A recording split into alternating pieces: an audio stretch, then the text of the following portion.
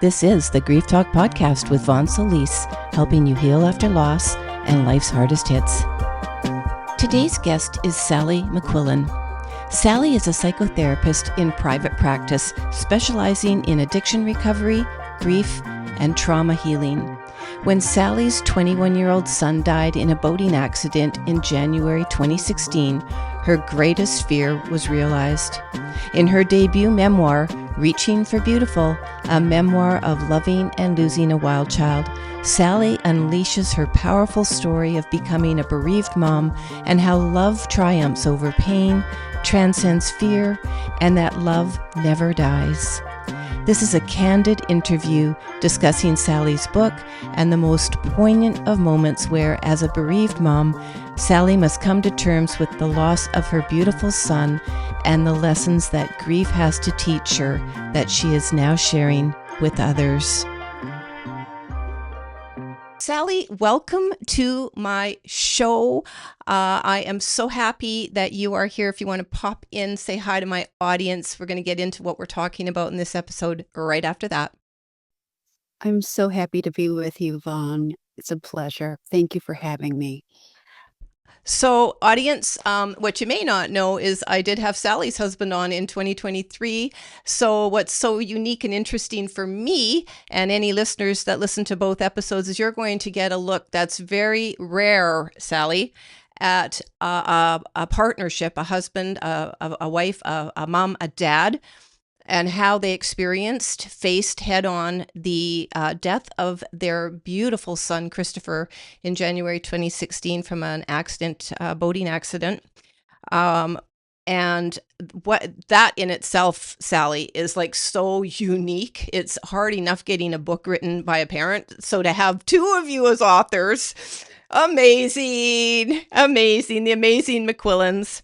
So stick around, audience, today as we have a very frank, a very poignant, and a very honest look at the content of Sally's book, which delivers us tons of topics to talk about. I'm in grief 20 years. This is July 2025. I lost my daughter to suicide in July 2005. 20 years for me. Sally is in at 9.5. And as I said to Sally just before the interview started, that her book just, it was painful but beautiful to read at the same time, Sally, and brought me right back to my early grief. For me, it served as a beautiful marker for how long, how far I've come in the time. But at that same time, the dichotomy is that pain very deep within us, it's still there.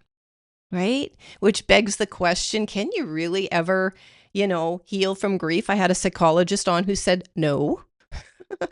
I've had, people who are energy workers who say, I can heal anything. So I don't know. I'm stuck in the middle on that one, but I've learned, and I'm not going to stay, too long with this topic, but I've just learned at 20 years to love my grief. And to find the right word for it was to honor it as a very sacred, very important part of me, not just my daughter, not just as a nod to my daughter, but actually as a nod to everything I've gone through in my life.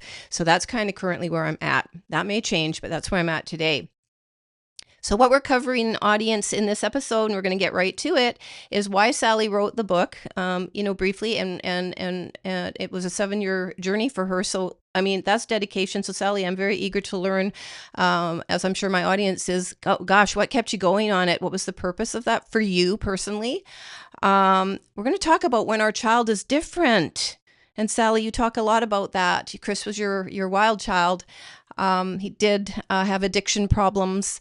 And we're going to talk about that because I come from the suicide side of things. We're going to have a little bit of a look into what that's like. But really, in the end, it's no matter to me, no difference how our child died. We're going to talk about the worry and fear we have for them when we sense something's not right or worry. And I know, Sally, you went through this, as did I, that their time wasn't going to be on the planet very long. And with me, I wasn't quite sure what it was going to be, but boy, I worried that something was going to happen to her. And I know you did. And I know you speak about 2 specific times Christopher nearly lost his life.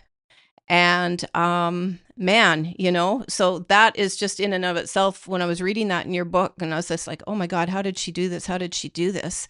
I want you to talk a little bit about that. We're going to talk about self-care and grief. We're going to talk about faith. We're going to talk about letting go and being left behind. And most importantly, we're going to end with living, staying here, and choosing to live, not just survive, but live. So sound good to you, Sally? Sounds just perfect. Okay, let's go. And by the way, audience, Sally loves being asked the hard questions.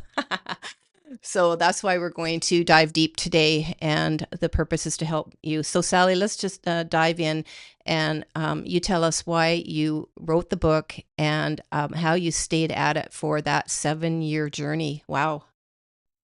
Truly, I would do anything for my children, and I will do anything to this day for Christopher. And so there was something about my loyalty to him and my desire to honor him that did help me maintain the commitment to my writing over time. It was such a process. Each draft had unanticipated gifts inside, but it was a necessary tool for me in being able to express my pain, and I did it. The first draft, or even a few first drafts, were written to Christopher. And my very first one, you'll laugh, Vaughn, was actually texting. I was texting as if to him without really even appreciating that that's what I was doing. In my desperation to connect with him, I was letting him know how I was feeling.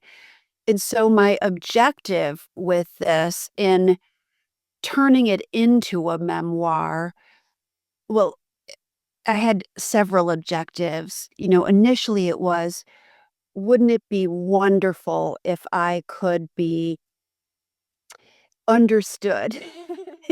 And I say that very frankly because there's always been a part of me that has struggled to ensure that I'm seen, in terms of what's happening on my insides, because I'm a very deep feeler, and if you look at me from the outside, you might not know what I'm experiencing in my interior life.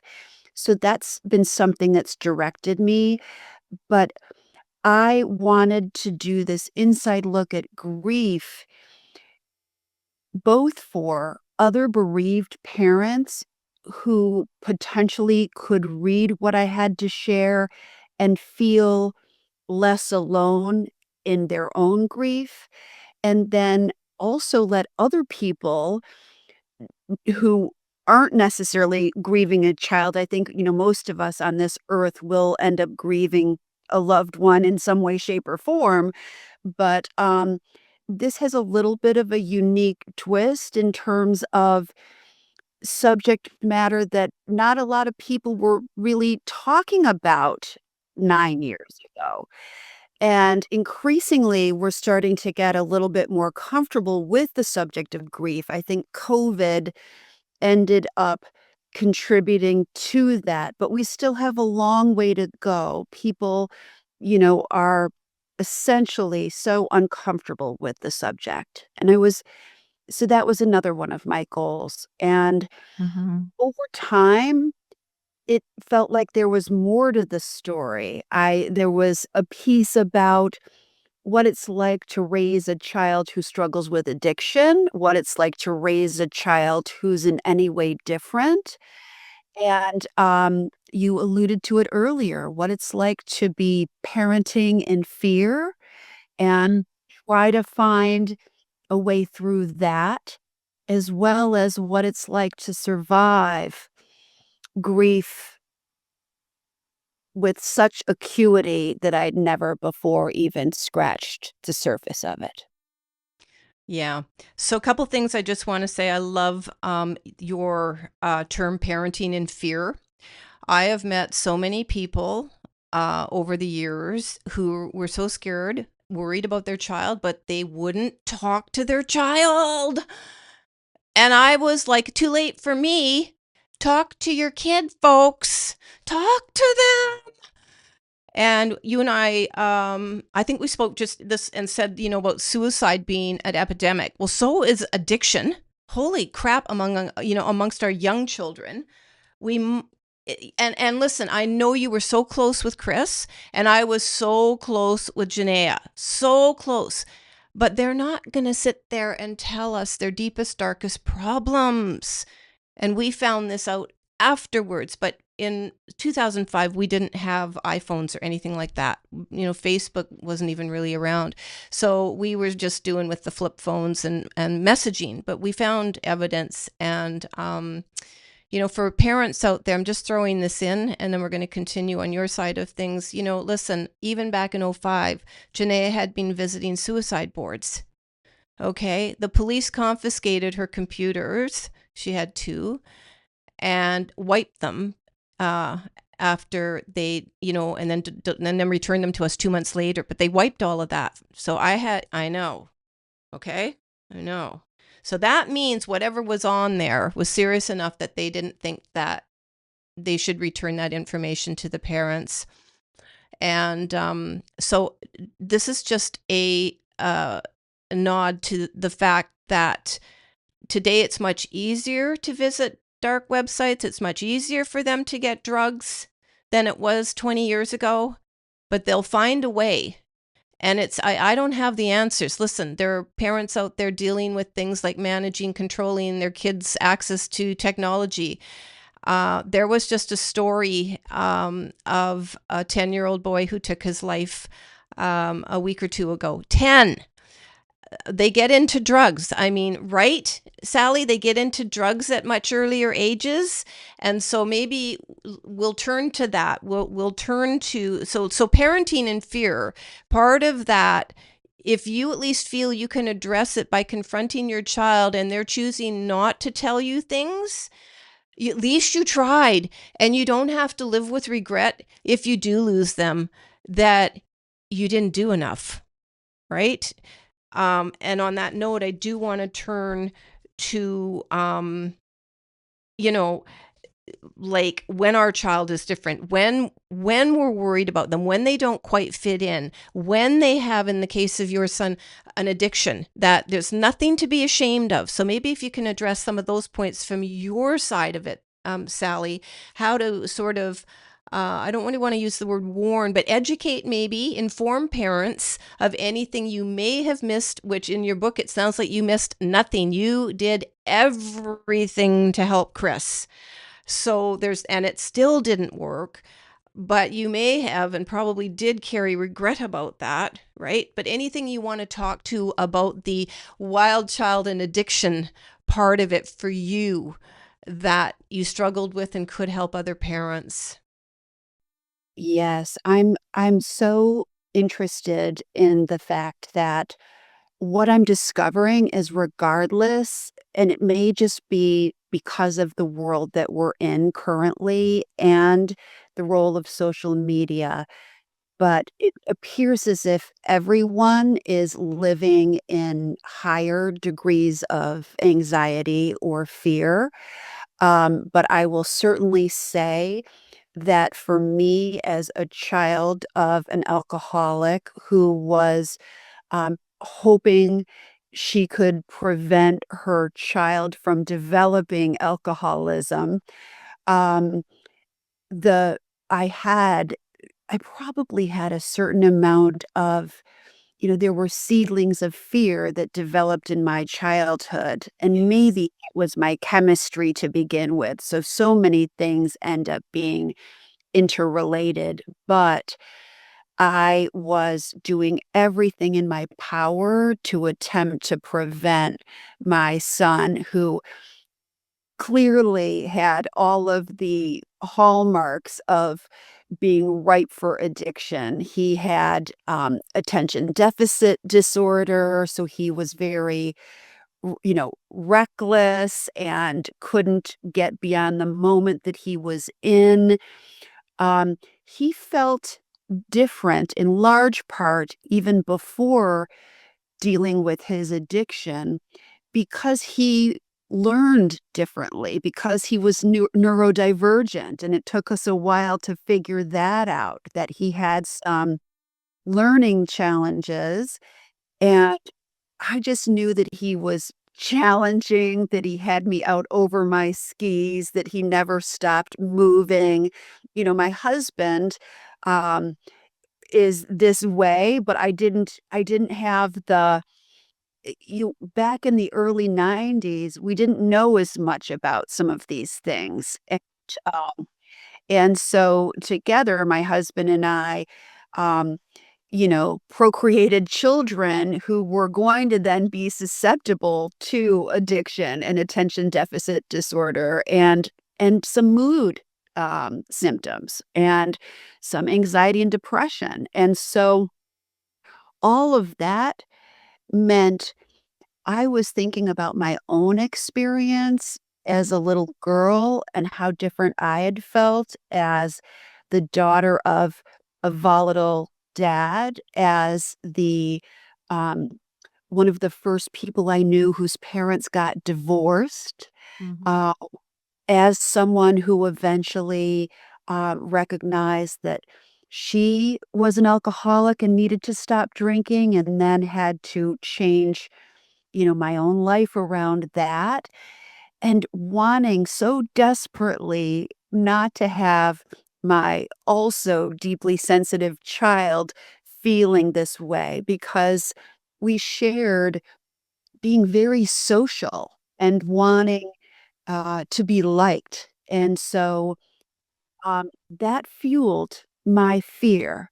But what I've come to find out since Christopher died is that most every parent, even if they don't have children like your daughter who may have been struggling with her mood, or Christopher who may have been struggling with his and turned to drugs because of it, uh, they are fearful anyway.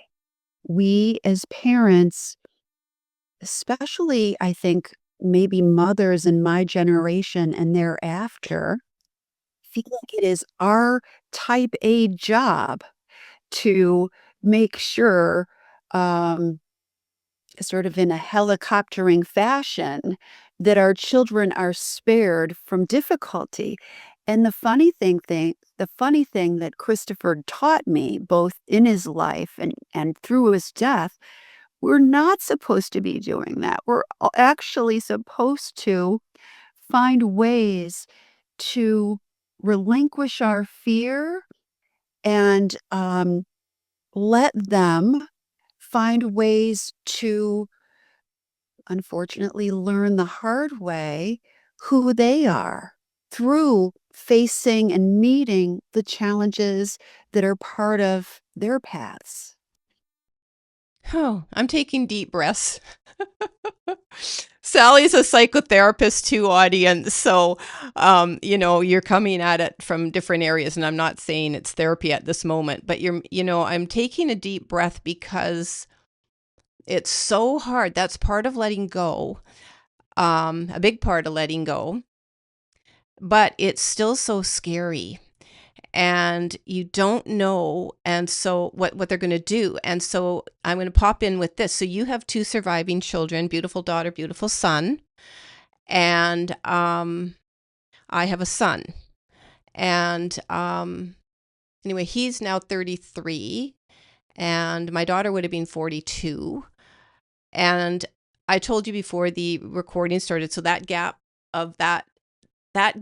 since she's been gone 20 years, it's left me in a time capsule. And also losing my daughter, who would be my mom, don't tuck your shirt in, or, oh, this would look good at you. She's my fashion little guru. And all of that was gone now for 20 years.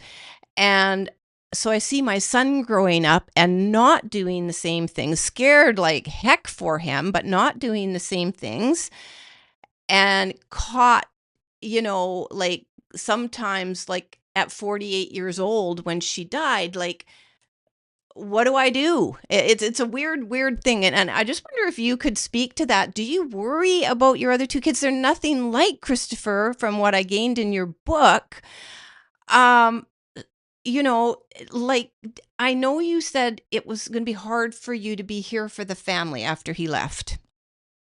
Did you resolve that? So, two questions. Did you resolve that feeling? Because, it's 9.5 years in, and I felt like that too. And by the way, my first year of grief, my husband did everything for our surviving son. Like, that's it. He had to take over, and he did a wonderful job. He was a stepdad to my daughter. So my grief felt very private and very alone. And so I get also, when you said earlier about writing your book in part to be seen and to be heard, I did the same thing. I was so frustrated because no one talked about anything. So how do you resolve from either, if you want to talk, like, just for sure as a mom, but also if you have any tools like you could share with us, because I still deal with my fear of losing Skylar. Yes. He knows that. And it's like living, waiting for the shoe to drop. Yes.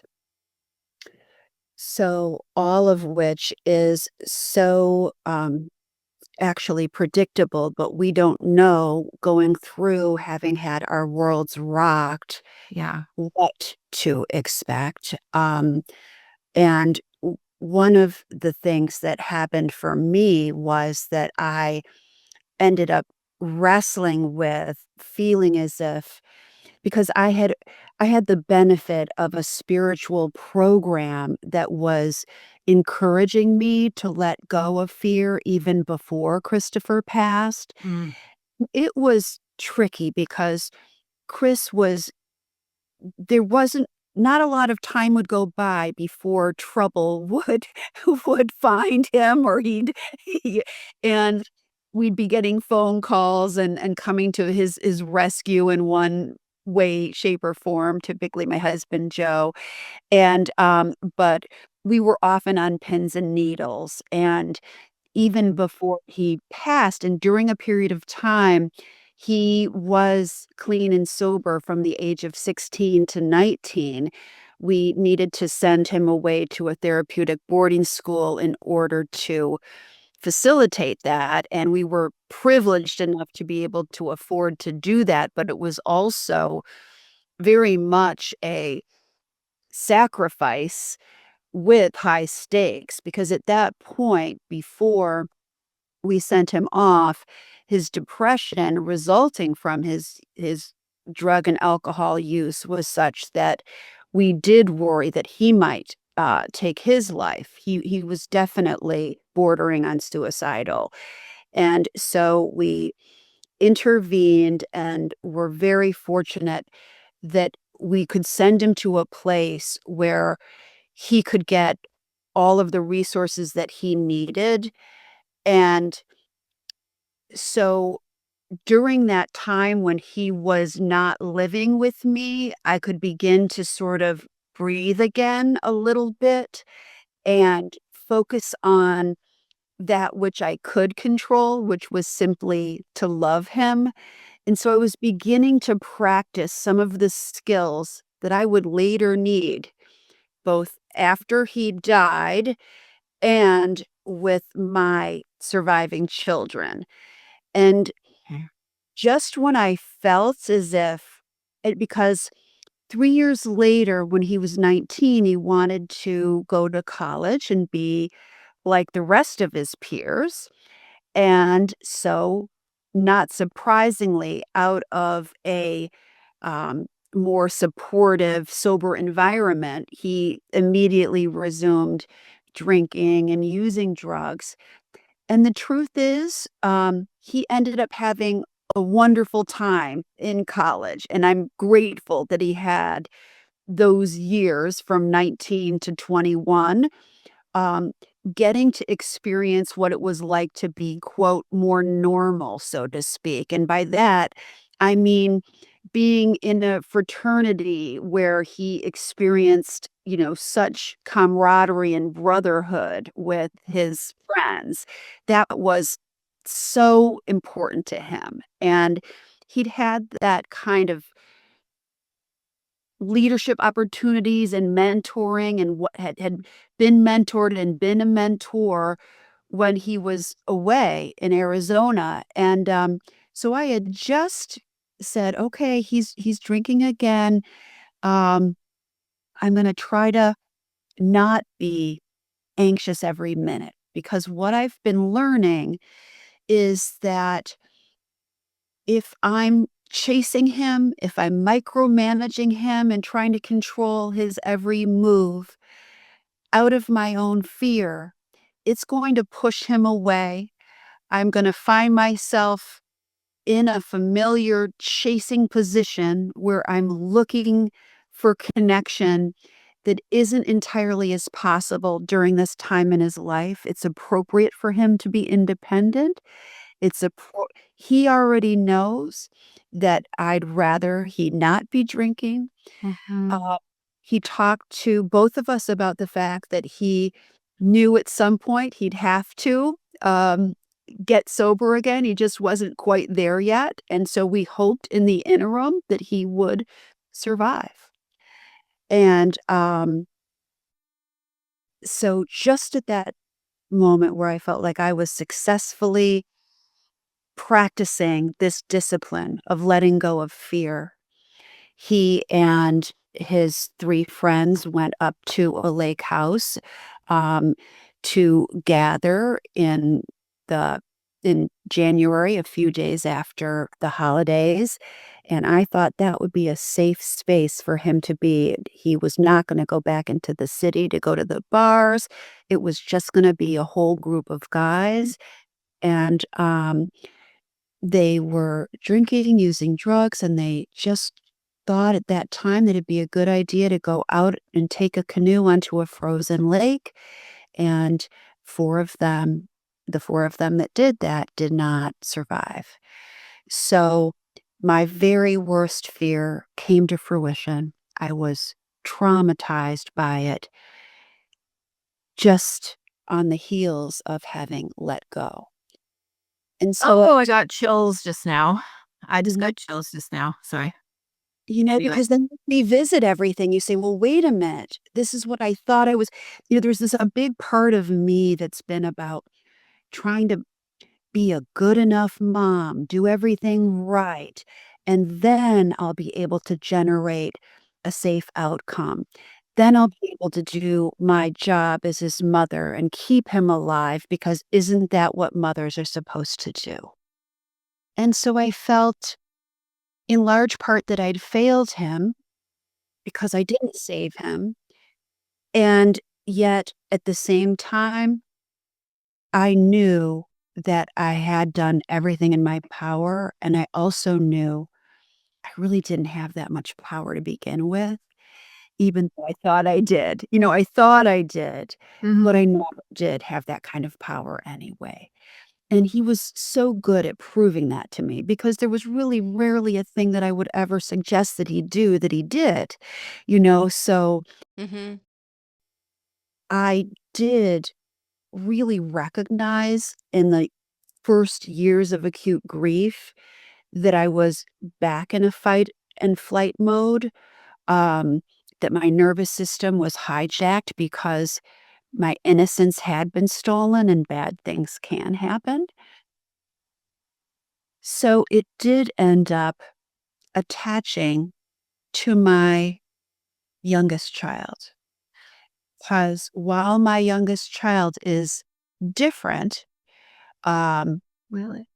he has some similarities. He's a boy, Yeah. and he, is impulsive and has attention deficit disorder, and, so all of those things started to pull me back into a place, where I needed to re-examine and work through being in this position of this default, this very, um, like, gravitational pull that has been a part of my life towards fear. And my faith and the foundation of faith that I had previously helped me begin to process through that and let go of it all over again. Holy smoly. So this is why I love you, Sally, and I mean that as a traveler, a mom traveler in this lane. I love all bereaved parents, but I especially connect to you because everything you said, ditto, ditto. There was no alcohol and drugs though with Janaea, but everything you talked about. So I've never really said this except in my book my first book I wrote Divine Healing, and I lay out my story. If anyone's interested, I lay out my whole journey there. About the death and her and everything, and then have a self-help practice in that book. So this is to help a wide range of anyone who might be watching this. You dive into the addiction part, I dive into the suicide part. But I let go of her the night before she died, Sally. So what did that tell me? I was an angel healing practitioner starting in 2006, but in 2005 I was already working with the angels and been in metaphysics since I was 25. So 23 years at that point, right? So I decided I could do nothing more than let go. Basically what you're saying. You know, you really don't have control and all that kind of stuff, okay? Yes. So interesting to me that because you already had that inclination to you were educated about the metaphysical in such a way that you could like you need just as you needed it in the same way that I needed to sort of reconcile what my relationship was with a higher power and remember that it was a power of goodness and that my higher power, whom I choose to call God, was not punishing me, that, that this was likely destined for the greater good, um, despite it being excruciating to bear. And so while we move into this next topic, which is when we think or innately know, even subconsciously, they're going. Okay, this kind of plays into that. So, me letting go, and here I want to just say this, your experience in alcoholism rooted in childhood. So, mine was rooted in suicide attempts of my mother, five or six attempts by the time I was 10. Okay. So, to have my daughter go that way, huge betrayal, huge betrayal. And I'd asked her once, maybe a few months before she passed, is you wouldn't do anything to hurt yourself now, right? Now, I didn't come right out and say, you're not going to end your life or, use the suicide word, which may or may not be banned on YouTube now. I'm not sure. But anyway, and she said, no. So there was betrayal for me, but I didn't hold it against her because another thing you and I have in common is almost revering our children. I'm here to be a mom. That's it. Everything else is like second, whatever. I'm here to be the best mom because of wanting to give them the stability. And so that's what I'm saying. Everything you said, and I won't repeat it. I completely think like that and have and remain like that more or less with my son. Although not a helicopter, overprotective to a point, but deeply, deeply, deeply needing to make sure they're going to be okay and nothing bad is going to happen to them because I know bad things can happen. Right. And So when you're speaking about that forming part of your DNA almost, so that's the physical part. The spiritual, metaphysical part is contracts and coming in with this is the way it's and you're going to do this and I'm going to do this and somehow, we're going to make a great team. But even if you are inclined to think this way and have a spiritual practice and adopt this type of belief system, which I did early on, it was cemented in me to do this.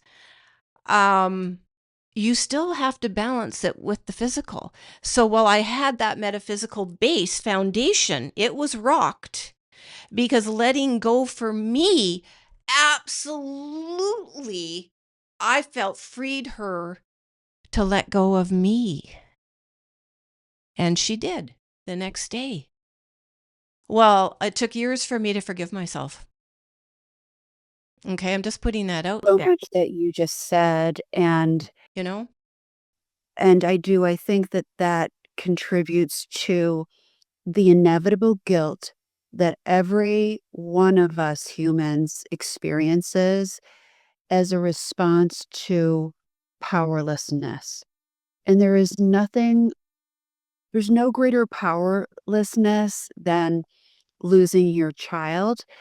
And so, interestingly enough, we think that to blame ourselves, it sort of restores some crazy degree of control over that which has happened, and it actually fuels the fight over what is.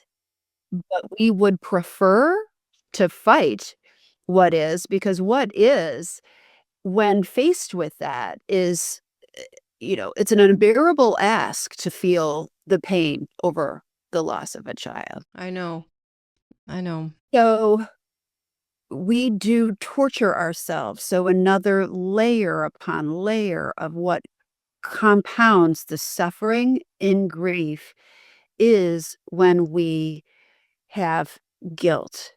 And I think you and I can cite specific things that seem fairly logical that would account for being, you know, extra feeling extra responsible for not saving them, letting go, or in my case, actually having had Christopher ask me what he should do that night and saying that I thought going to the lake house might be a better idea than going into the city. And then putting myself through tremendous agony over that, even knowing that it just so happened that that particular thing worked out that way and he wasn't really factoring in what his mama told him to do.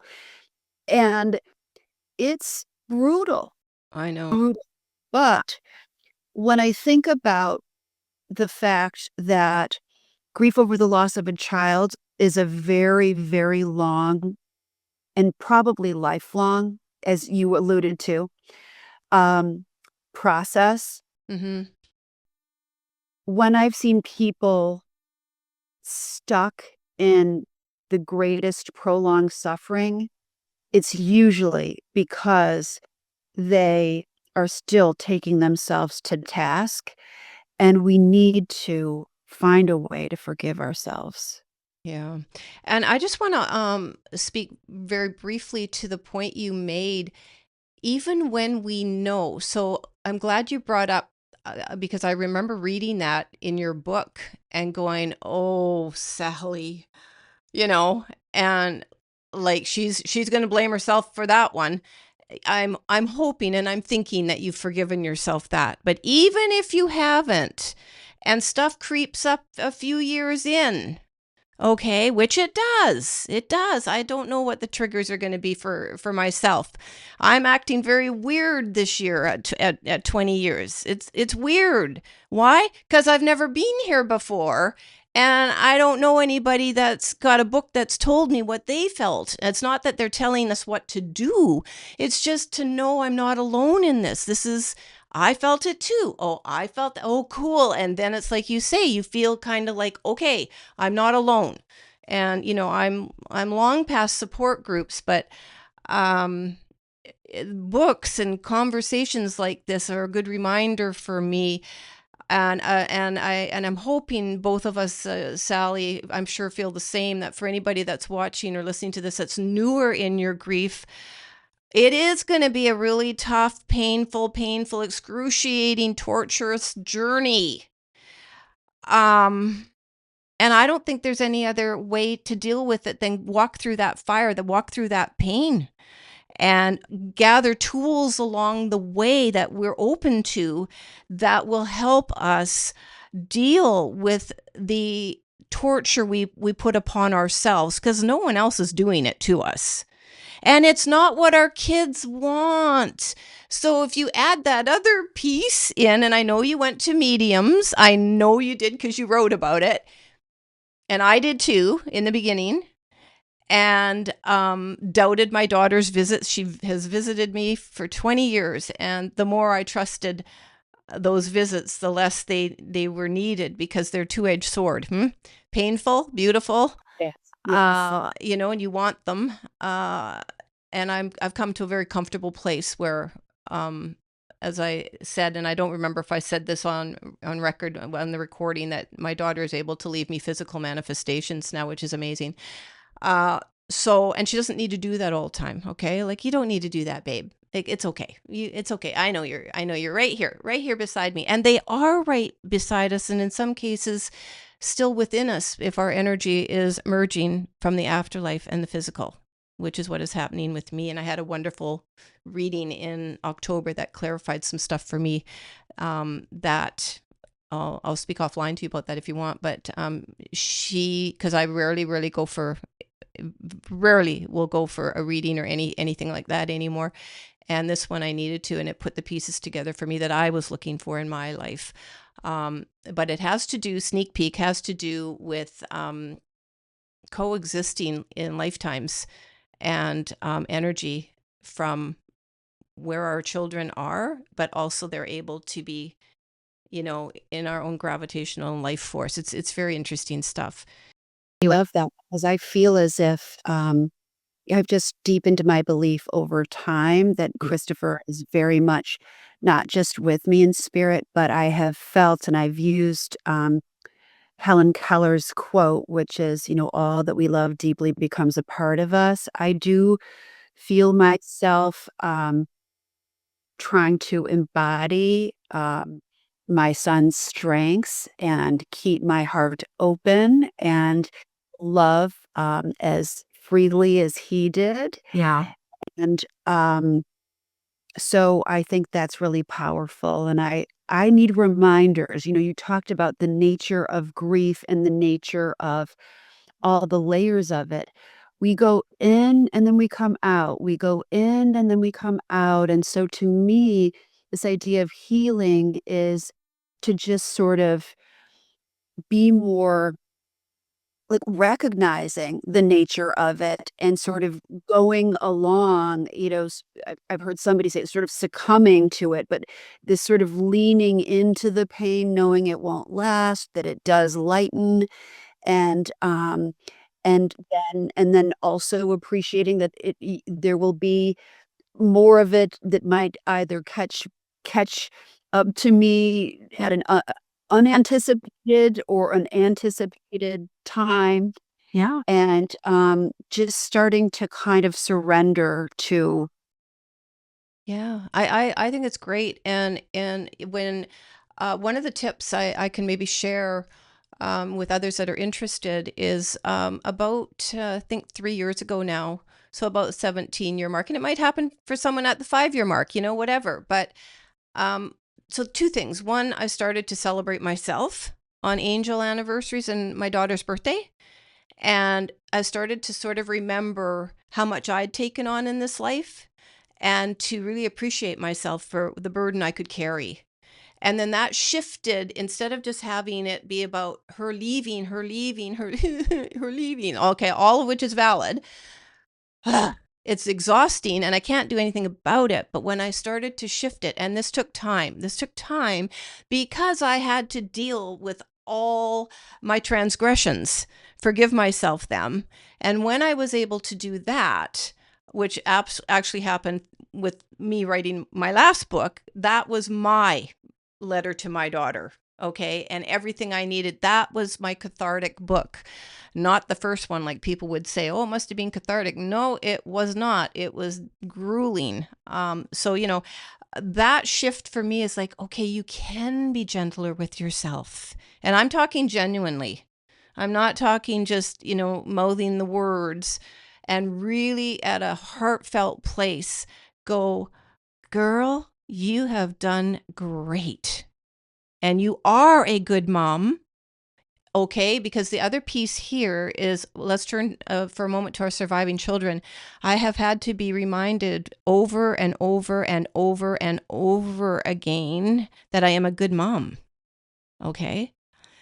And it doesn't matter who tells you that. You have to believe it yourself. You have to believe it and live it and just kind of go, yes, I am a good mom. I am a great mom. And and it took me, maybe a couple years to really kind of accept that.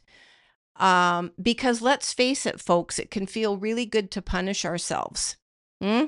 And in therapy, I'm sure you'll see a lot of people that it feels really good to punish ourselves, but it's just not a healthy place to stay, right?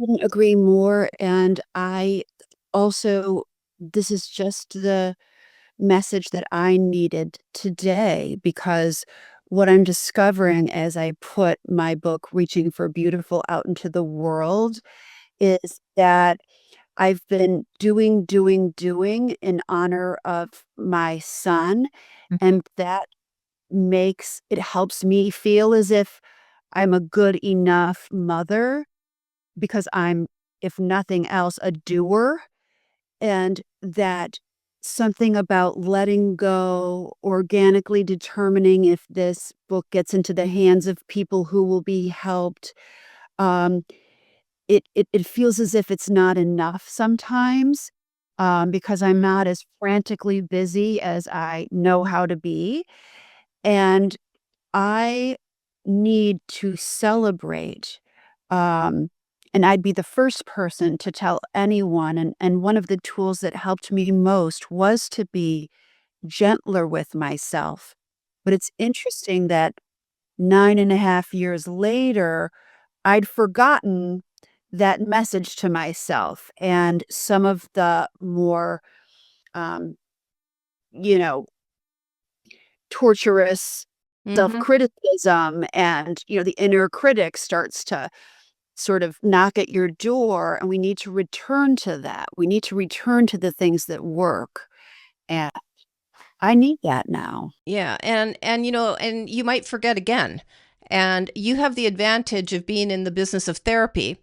So for the people that aren't, and the people that don't have an interest in, a lot of bereaved parents I've met over the years refuse to go to therapy. And I even went to therapy, but you know what I went for? Relationship therapy. Ha! And after maybe years of it, sporadically and consistent, and then leave it because the changes I wanted weren't happening, I realized, man, no. First of all, here's a little side bit, and I'd love to know what you just think. And we're not telling people what to do, just in hindsight, what I would have done is gone for family therapy. We have a son together, and that unit of this family bond has kept us together when many, many, many things over the years, we've been married 34 years, since Janae's death 20 years ago, should have and would have torn us apart. There was no reason to stay together because he wasn't experiencing the same grief as me because he wasn't her biological dad. And that doesn't mean he didn't love her. It meant for me, no one knows my pain. And on the one hand, I was really glad he didn't. But on the other hand, I was like a little angry about that. So having our son together now, has kept us together because those values have not left me. So, Sally, our values don't change no matter what's taken us down. And it's the people that are trying to help us the most sometimes that we obviously can't see that. And sometimes we don't even want their help. But what I wanted to say is, I believe we have to get ourselves to this place of, quiet within, to be able to celebrate ourselves. And so when we're very busy and we're doing, okay, when something makes us stop. For me, it was a disability. I also had a job in the government, and I had to go on a disability in September 2015. So that stopped everything. Boom.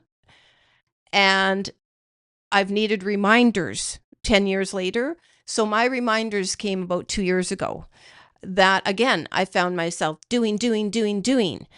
And I reached a point, and this has to coincide too with your lifestyle, folks, and what you can afford to do, being realistic. Do you have to work? Do you not have to work? But even if you do, there are still things about your day and what you do in your life and who you surround yourself with and all these other things that you can manage and make choices based on what brings you the most peace and relief. And relief, although we weren't not necessarily talking about that today, but it was a huge piece for me, an eye opener for me when a psychologist was telling me, "You're pretty hard on yourself. You might want to think about some relief there." And that was several years ago. Big piece. A cup of tea. A cup Yeah. of tea. And today now it's what excites me today. What am I doing that excites me? And again, this is going to depend on one's lifestyle, how you can fit that in. For a while, it was joy, and then that got kind of repetitious. And now it's what excites me today. And I make choices based only on that. Okay. So even if you are working, it's maybe what excites you about your job. But anyway, moving on a little bit, I just want to say, do you have any kind of, we talked a lot, but when we are worried about our kids, I think all those things you talked about and letting go, I think we've spoken to that brilliantly. We aren't really in control. We have to trust, have our faith. And I'm going to turn to some self-care now. But I'd lastly just say, and Sally, say what you would like to about this. Whatever's going to happen to our kids is going to happen to our kids, like it or not, our surviving kids, okay? We've already lost the one. Some people have lost more than one. And for me, I've done a couple of little things because of this excessive worry for my son. So he allowed me to access his Find My phone. So I know where he is. He's 33 and he still lets his mom do that. Okay. Bless him, right? So the point I'm making is, and Sally, you may want to add to this, if you are an incessantly worried parent and living in fear of what may or may not happen to your child, I would just say try and find some ways. I would even tell them how worried you are, but let them know it's not their responsibility for what's your baggage, and just see if you can negotiate something that would help you both be comfortable to ease the worry and the anxiety. So I don't tell my son how worried I am. And because I know he's not going to watch this episode, I'll share that I do look at Find My phone often and go, "Oh, he's okay." But I don't tell him I'm doing that. But he probably knows, you know, he probably knows. Thriving is such a, um, from a physical standpoint, it's a PTSD symptom. So much of what we're talking about is how do we manage our PTSD? And Yes. if we're in fight or flight, then there is going to be this certain degree of freneticism and what do I do and worry and then it's about, okay, I need to name it for myself as you did. I need to recognize that this is a powerful force for me, Yeah. which I do recognize. And how do I take care of myself around it? And how do I carve out some pauses and, reflect? One of the things that I'm really pleased it took me as long as it did to write, my memoir is that I could reflect on my childhood and how that had a bearing on my parenting. And there were just different insights and things that I could reconcile along the way as I reflected through writing. And I could think more formally about what tools I needed. And look, everybody grieves differently, even though my husband and I, this was our shared firstborn, and we both couldn't have loved him any more than we did, and both of us fiercely. Yeah. We are different humans and Yeah. we have different ways of coping.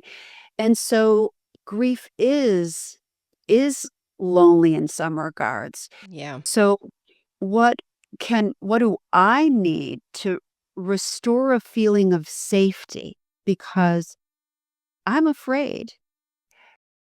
Yeah. Um, and what do I need to do with my other children to sort of navigate, as you said, okay, I'm gonna let you know that and I think my my surviving children know, Mom Mom now needs to say that she loves you every time you leave the house.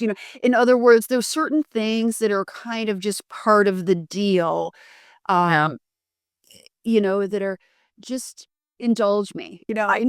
I can see the eye roll.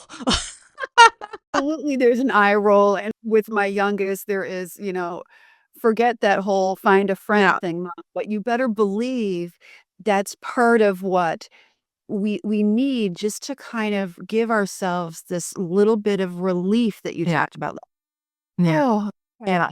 his flight just landed," or whatever. Oh, my son's traveling today. Thank you for saying that. No, I'll be checking the flight status right after we end our episode. Anyway, you just go, Mummy's nuts. A couple years ago, he said, Mom, you might want to take some CBD. And I'm like, no, I'm totally, no, anti-drug everything, anti-whatever. But we also joke a little bit. And, and laughter and humor when you can reach that point. But the point I'm making is let your kids in on the tragedy.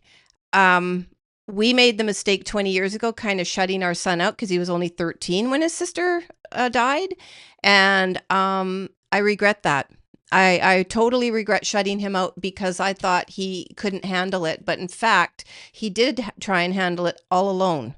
And it has, to my way of thinking, impacted him today in the sense that he's kept it all within. And I'm not proud of that. But again, I did the best I could. And But I would say, doesn't talk about it. Yeah. no, I would also say that, despite my, inclination, with my kids, of course, as a working therapist, to talk about our feelings, that's not exactly, even if you had, again, I'm going to talk you out of that regret, because even if you had the conversation or promoted it, it still isn't an easy thing. And everybody does. And especially young boys. Willie he was 16 when Christopher died. So young boys aren't skillful any more than lots of people about suddenly expressing all of their feelings. And, they get a lot of societal, messaging that's not strong. And so we all need to sort of flip that on its head a little bit, and where possible, give voice to and be vulnerable around all of our grief, and hopefully promote more conversation around it. Yeah. And people, you may not get the support you're looking for from the people you expect it from, huge things. So don't look for it from the people who can't give it to you. Find it elsewhere. And if it's from a support group, if it's from therapy, Dr. Sally, no, but I'm joking a little bit there, but you know what I mean? Find it where you feel comfortable. Nowadays, we have many, many communities on Facebook and that they didn't exist many years ago. Now they do. So it's where you feel that you can express yourself. And I had online friends and a prayer board I went to that really saved me in the first 3 years. Sally, I just want to, we're getting to the top of the hour if we haven't passed it. And not that I'm holding, too rigid time restrictions here because I want you to be comfortable, but I am aware of your time. And thank you once again for being with me. We've talked about letting go. I want to talk a little bit about faith. I want to, ask you, so your journey's 9.5 years in. Do you think faith is important to actually the journey of walking through this fire that is grief, walking through the pain, keeping going, knowing, and if you think actually that I don't know what's coming down the pike, but I'm here to face it. What do you want to say about that? You know, for me, it has been a critical ingredient to being able to survive this. Mm, I think, you know, David Kessler, who's a renowned grief expert, speaks to the importance of finding meaning. And so I think in our own ways, we need to find meaning. We need to determine what like I needed to determine why am I here and what am I meant to do? Um, and I did hope that my book, Reaching for Beautiful, would serve other people. At the time I wrote it, I wasn't thinking about, bereaved parents like yourselves having to revisit the pain of child loss. I was more thinking about, oh, this is what it feels like to me, and this is how I'm coping. Um, but Christopher became a conduit for me to this higher power. He helped me kind of um, take what had always been spiritually so abstract and give it a little bit more light. And I needed to be able to and continue to practice this discipline of looking to the light, I feel like Chris takes me there. And so for anyone who's grieving, to find a means by which they can shift from their guilt, remorse, self-pity, suffering into a place of gratitude, of love. Love really is the only thing that matters in the end. And so I love Christopher with all of my heart each day, and I attempt to demonstrate my love for everyone um, who's here, and that that helps me. Doesn't it, like, I had this profound ability to feel unconditional love for everybody when Janaea died. Immediately when Janaea died. Yes, Right? You too. It's like you love people. You love them. it was Yes. So her death definitely it brought that out in me. But I also want to we're going to close in a minute here. But Sally, and I could talk to you forever, but there is a gift that they give us when they pass. And that for me was, and because she visited me, and I do want to, and I know Joe has this communications with Chris, and I don't know, do you see Chris? Like, do you have visits with Chris? Did you ever make that happen, or have him come to you? Because he would be trying for sure. I feel him. I'm so much more of an intuitive, and so I don't necessarily hear him.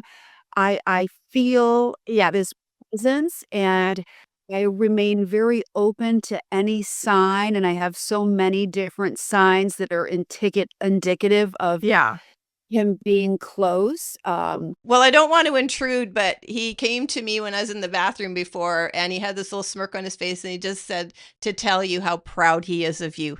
He is so proud of you, and I get chills because, like, I feel him kind of, I don't know, almost in a slouchy position. I get him with a hand in a pocket or something, but it's sort of, he's got a little bit of a smirk, and he's kind of watching you, and yeah, really proud, but kind of holding back, letting you know how much he's proud of you, how proud of you he is. I don't know. There's some kind of, it's not a tension, but it's sort of this thing that, let her figure it out.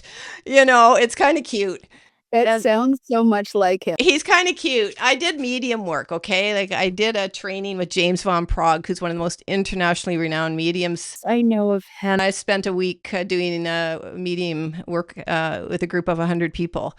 And they just came. I was very good at it. I'm not going to lie. I was extremely, like, on par with all the readings and stuff, but it scared me so much. And I would do them with my eyes closed. And then James came up to me and goes, open your eyes, open your eyes. He goes, this is an experience for them to come through you and experience things. And I went, okay, fine. So then I did the rest of the readings, because we were doing them Monday to Friday with my eyes open. And I liked it, but you take on the personality and the energy of the spirit. And I was going, like, and because I'd been working with the angels for 9 years at that point, which the energy is just very different. I was like, no, I don't want to make this my life's work. Like, it's okay to have them pop in once in a while, but I didn't want to go that route. So I still If I feel someone and there's a message, I'm going to, share that. But that's why I light the candle. And so I invited both our kids to be here today. And so that's why he popped in. So appreciate your gift and having brought him to me with his little half smile. And Yes, exactly. There's always that he has to maintain a little bit of mystery about himself. And whether it's really a mystery or not, that doesn't matter.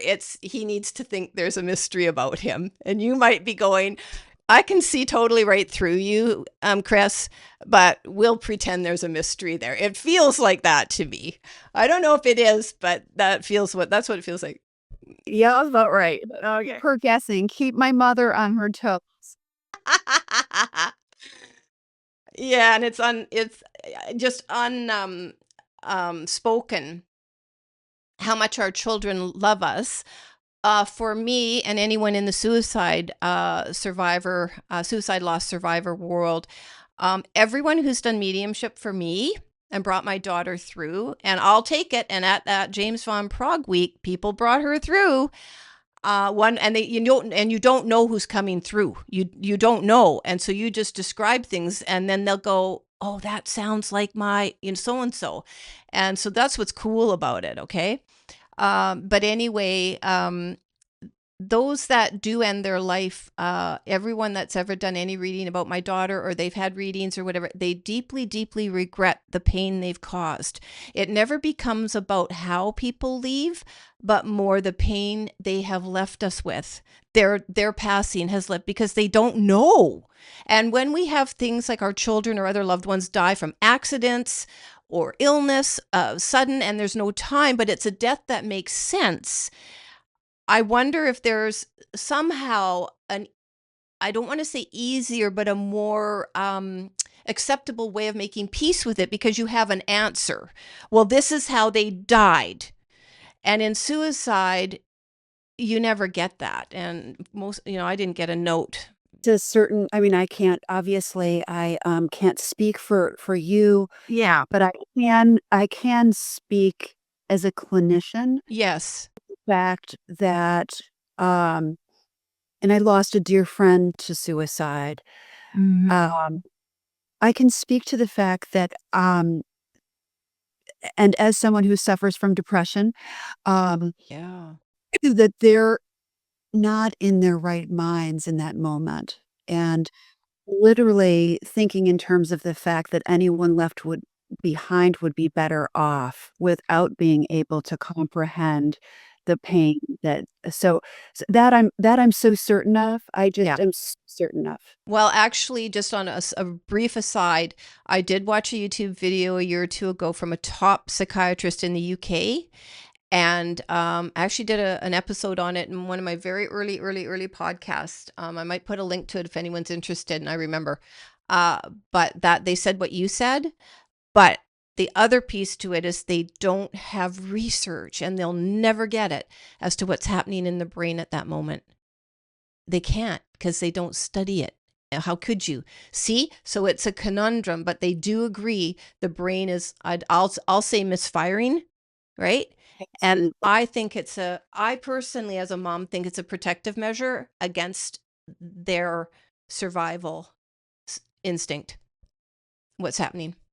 Yeah, you're onto something. And what was the other thing I was just thinking about? I think I was thinking about the fact that, again, we talked before about how I wanted to be able to have people know what was happening on the inside of me, because I think for many people who do struggle with depression, they're coping so actively just to survive feeling the way that they do, that it actually interferes with people's ability to see them. So that so many people left behind by someone who's suicidal think, I didn't know I couldn't tell, or I had some inkling, but I didn't have the full picture. That's because they're doing everything in their power to try to stay. Yeah, we're all blindsided by it. So, and do I wish that none of our kids would ever die by any reason, and that they would be these perfect, beautiful pure souls that they come in as, of course. But the reality is our kids are dying every day due to one thing or another. It's not going to stop. You and I, Sally, do not live in an exclusively small community group. It is one, as they say, you pay the highest price to be in this club, but it's not a small. I mean, it happens all the time. So I'm still astounded by the growing numbers of bereaved parents, about the silence around it. So I am going to encourage all viewers, listeners, to get Sally's book, Reaching for Beautiful. On a last note, what was that? What is that statement Chris used to say? If you're looking for beauty, you'll find it. You tell me. Yes, I'll tell you. It's a great place to finish out. Yeah. Life is honestly so beautiful as long as we allow it to be. Yeah, I got chills when you said that. Say it once more. Life is honestly so beautiful as long as you allow it to be. That's Christopher's message to all of us. And what a wise soul, okay, Sally? Really, our kids, I just want you to know, wrapped up in so much love, that they were wise, probably old souls, and we didn't have them for long.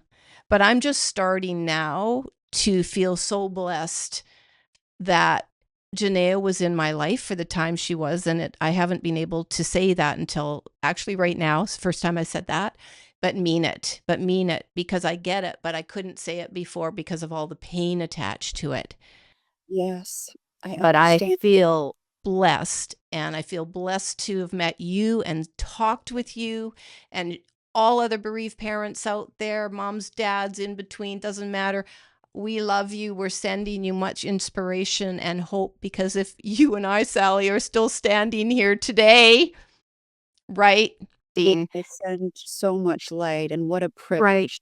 You know, and I won't go so far as to say thriving for some people, but I'm looking to thrive going forward as I begin my 21st year. And that's another process of letting go. And so we do continually let go. And it's, you know, being aware of that, and it's okay to let go, right, Sally? It's okay to love yourself and let go, right? It is, especially when you know that they're always with you. You know, it's kind of that paradox, right? It is. Because so many people can't feel their children, but they try so hard. So anything you see that is a bit weird and you kind of go, I don't know, take it. If you think it's a sign, it's a sign, it's a sign. And so, yeah, they love us, we love them. Sally, your book, Reaching for Beautiful, again, I'm going to have a link to your website, sallymcquillen.com. And your book is available, newly published in April. So congrats to you, Sally. But your book, is it available on Amazon? You want to tell us where people can get it? Amazon for certain, and really just about anywhere books are sold. Reaching for Beautiful, a memoir of loving and losing a wild child. Yeah. So again, we'll have that link in the show notes. Thank you again, Sally. It has been an absolute honor to both meet you and have this time with you. Thank you. You, Vonne.